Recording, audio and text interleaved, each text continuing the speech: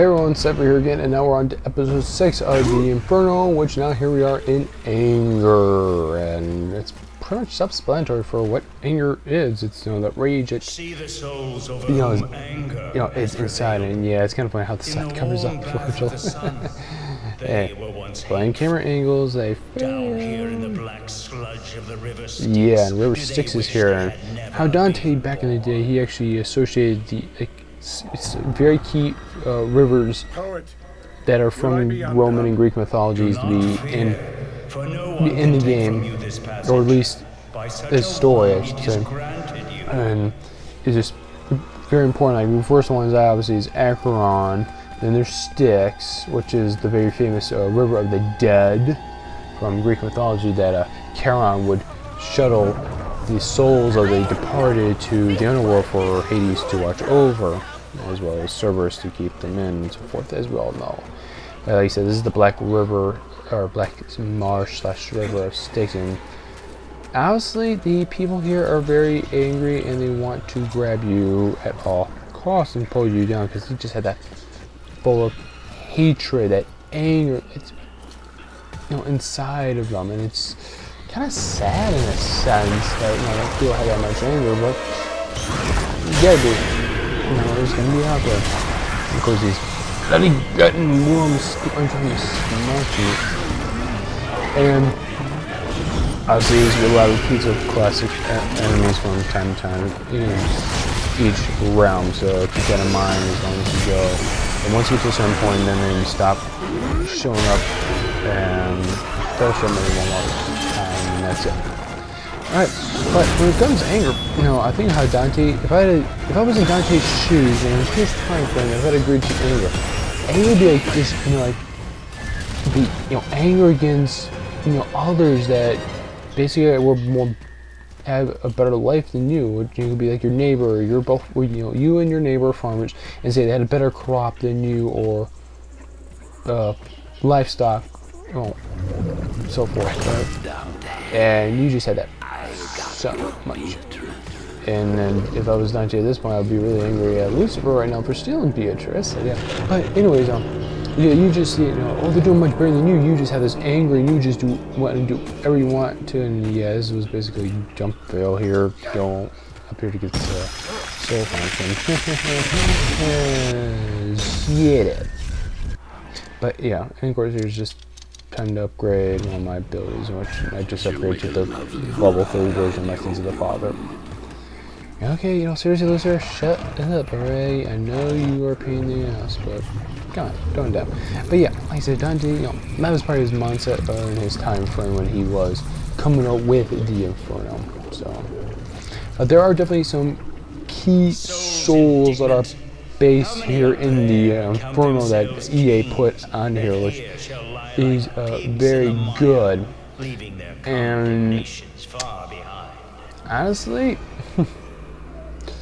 now, some of them fit perfectly fine, but some do. It's like kind of, oh, really? Why is that person there? But definitely one of them is actually our first one we'll meet is very good. Yeah, and Flagellus, he's actually quite important here, and I'll get to that part in a moment. But like I said, with the individuals that are here for the damn souls, like the first one we'll meet, just. They literally fit perfectly in this Inferno, especially what happened to her. And we'll meet her, and say, actually, you know what, I'm just going to say who she is right now. I believe her name is Belka, I think that's her name. And she was a warrior queen of a tribe, I believe was in Great Britain during the Roman occupation in that time frame. And her tribe and the Romans basically had like a, kind of like a partnership or an agreement. Well, that doesn't sound nice. And they had an agreement in position, and they lasted for quite a few years, but somehow it didn't work out so well. And yeah, he was a new type of your fire type base elemental guys, and they had to wait for these things in like a cloud of ash. And that shining gate thing, that's where we get to meet this game soul I'm talking about, Belka. She's very it's a very important. I mean, it's like I was gonna say is she, somehow the Romans betrayed the agreement between her, her and her tribe. Again, which so not very smart, wise by any means. So, but definitely the one thing that's really key thing is that the Roman legionnaires basically attacked her village, and the worst part about it was that we have been stripped and destroyed. Yeah, she's getting mentioned and she's like very sorrowful. Because here's the thing, she was a mother as well as a queen, and I believe she had a daughter or two, and you'll mention it right here is yeah, her daughters were raped in front of her, I believe. She was being. So she had a lot of anger towards the Romans, and she fought a bloody campaign against them until a point where her group started to fall apart, and she failed, and I believe she was executed. But yeah, she had a lot of anger, and she had it for good reason.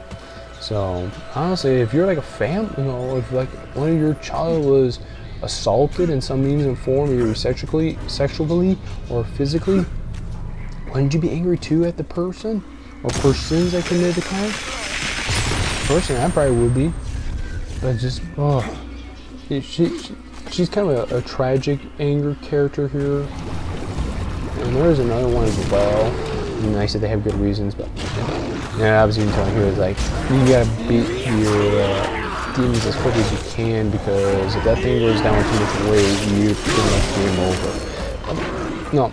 No, you just hit your classic light attack, heavy attack, and basically kill them relatively quick. And here's all the power of God! Ooh yeah! But yeah, use them really quick. Of course, here we go. We got another level 2 type demon. We got more of the supervisor general minions. And he goes, you fail, and I'm going to execute you for what you've done. Yeah, just out of context. No, that wasn't good. But yeah, anger tone. Now, quite recently, I was watching some shows from just on the TV, and they're talking about how some ghosts, being spirits, can attach themselves to inanimate objects. And actually, there was a show, right now it's kind of on hiatus right now, it's called Haunted Collector on Sci-Fi, which follows the team led by a man named John Zaffis, who's supposed to be known as the godfather of the paranormal because of all the stuff that he's gone through. And he literally believes that trigger objects, meaning objects that spirits attach themselves to, and they're a kind of root cause for it, for all the stuff. So, it's quite interesting, and kind of thought about it. It's like, it's very true that, it doesn't matter what type of object it can be. It could be a watch, it could be a chair, it could be an article of clothing, it could be even a home, or maybe it's some specific point, like, I was gonna say some part of like say, a battlefield or something, or whatever. But it's just like certain little things you could just snap and boom, the spirits go into act on them. Like, now this is the second one, which is the Queen of Troy, and she basically watched her city, empire, her family being destroyed by the Greeks. Of course, kind of sad part is they being killed off by their own countrymen, but that was the ways of the old world. And of course, she doesn't say anything, so you don't say anything, so it's kind of. But yeah, like I said, with the whole trigger object things, it's just, it's very possible on. It could happen in some places. Like some people say, like, oh yeah, I got this beautiful art, artwork or something. You don't know. It might be, could be possessed by some spirits. Versus some people, I believe it was John Zaffis, and actually mentioned to a client on one of his episodes he did. He said that artwork could be a trigger object in a sense because the emotions of that artist are put into it.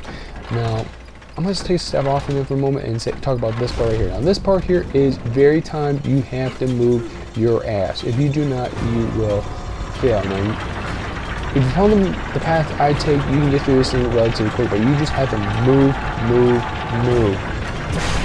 And as soon as it hits, obviously, when it goes up the upward path, you move up. Now, I got the divine armor And the divine armor enable force is great because I can't take any hits that would prevent me from being stunned, and I could not create martyrdom, just basically kill off any enemies nearby.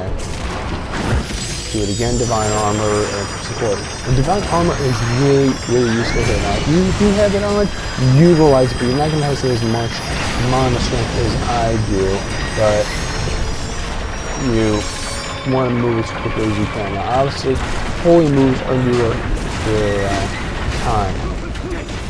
And that is going to fill in my part. And divine armor.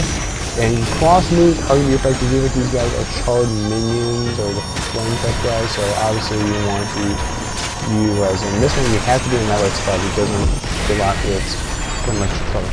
And here's your last two is, you know, take them really quick, And I use my cross moves basically as like say if I was without divine armor and basically try to stun or make these charred minions basically explode, keeping them away from me. And once it gets all the way to the very end here, that pedestal will come on down.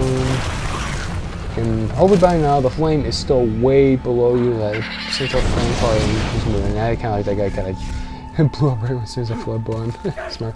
But once you get up here, pull the lever, and it's going to drop down more pistols, which basically evades the tower to signal Flagellus to come and basically ferry you over from the realm of anger to the realm of, or I should more precisely say, the city of Dis. Now, the city of Dis, by its definition, is supposed to be the unholy city. It's like, as heaven is supposed to be the holy city, the city of light, city of Dis would be the city of darkness, the place of unwilling unholiness across the board. Yeah, and Virgil's just basically just kind of talking about it quite a bit, and it's just, whoa. Of course, the music here is kind of cool. Ever before descended to this depth from the circles above? Yes, seldom. But once before I was conjured down by a ring. Virgil just talks about it because he had to go down to the to draw forth a soul from the circle of Judas. Yeah, the circle of Judas, and if you're Christian, you probably can figure that one out of the gate, but if you're not, I will explain to you about that. Actually, when we get to that part, I'm not going to give you spoilers and jump ahead to it, but it's going to be quite a big revelation, and it would make a lot of sense. And of course, once we get past Virgil's comments, go up here, get another soul fountain, unlock it, which actually gives you juice, coin, and there's another relic demon. Of course, the flames are that are active, so it means you can't go back down there anymore. But if those things were to come up while you're proceeding up, you die instantaneously. So move your ass like and climb down. And here we are going to be at the ferry raft, and I'll see you guys on the next video, since this is a bit long of a route.